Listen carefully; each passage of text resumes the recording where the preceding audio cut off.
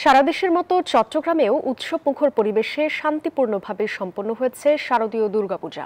মণ্ডপগুলোতে ঢল নেমেছিল পূজারীদের। আয়োজকরা বলছেন, প্রশাসনের তৎপরতা এবং আয়োজকরা সচেতন থাকায় কোনো ধরনের অঘটন ঘটাতে পারেনি স্বার্থান্বেষী মহল। আবু জাবেদের ছবিতে নয়ন বড়ুয়া জয়ের রিপোর্টে বিস্তারিত।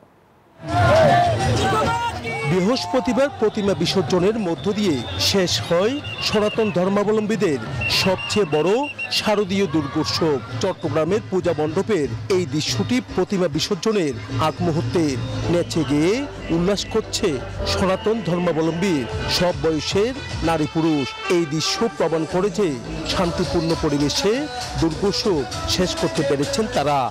বান্ডেল থাকলে প্রতি সেনমানিতে টাকা বাঁচবে। বিকাশ সেনমানি বান্ডেল কিনে জিতুন প্রতি লেনদেনে। এবার শারদীয় দুর্গাপূজা আমি মনে করি বিগত বছরগুলোর চেয়ে সবচেয়ে আরও বেশি উৎসবমুখর এবং আনন্দঘন পরিবেশে হয়েছে। আমাদের যে পূজা মণ্ডপগুলোতে ষষ্ঠী থেকে দশমী পর্যন্ত কিন্তু উপচে পড়া ভিড় ছিল এবং এখানে যে মানুষজনের আনাগোনা, তাদের যে পূজা উদযাপন, এটা ছিল একেবারে লক্ষণীয়। এই 5 দিন ব্যাপী অত্যন্ত জাঁকজমকপূর্ণভাবে, অত্যন্ত সুন্দরভাবে আমরা শান্তিপূর্ণভাবে পুজো করতে পেরেছি চট্টগ্রাম শহরে, কারণ প্রশাসন এতই সুন্দর আয়োজন করেছেন।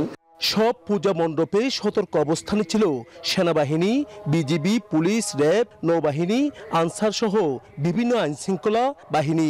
একই সাথে বিভিন্ন রাজনৈতিক দলের নেতাকর্মীরাও ছিলেন সজাগ। পুলিশের দাবি, নানা ইন্ধন ও গুজব থাকলেও কড়া সতর্কতার মাধ্যমেই শান্তিপূর্ণ উৎসব উপহার দেওয়া সম্ভব হয়েছে। পরিদর্শন করার কারণে এখানে যারা স্বেচ্ছাসেবী ছিলেন, নেতাকর্মী ছিলেন এবং হিন্দু ধর্মাবলম্বী যারা ছিলেন, প্লাস পাশাপাশি অন্য ধর্মের যারা ছিলেন, সবার মধ্যে এক ধরনের উৎসাহ উদ্দীপনা কাজ করেছে এবং নিরাপত্তা বোধ তৈরি হয়েছে। চট্টগ্রাম জেলায় এবার পূজা মণ্ডপ ছিল 2202টি। এর মধ্যে চট্টগ্রাম শহরে মণ্ডপের সংখ্যা ছিল 269টি। নয়ন বড়ুয়া জয়, নিউজ 24, চট্টগ্রাম।